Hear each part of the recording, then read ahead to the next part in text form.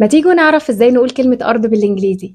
لو انت عايز تتكلم عن الأرض كتربة زراعية بيتزرع فيها يعني هتقول عليها soil soil soil. تعالوا ناخد example مع بعض. You can grow plants here. You can grow plants here.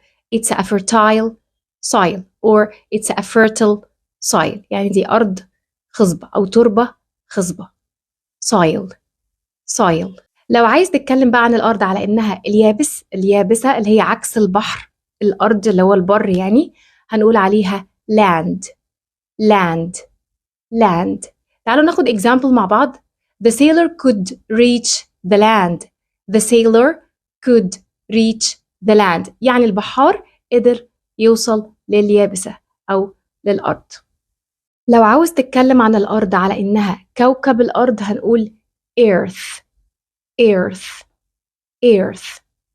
For example نقول the spaceship returned to the earth. The spaceship returned to the earth. يعني سفينة الفضاء رجعت لكوكب الأرض أو عادت لكوكب الأرض. earth.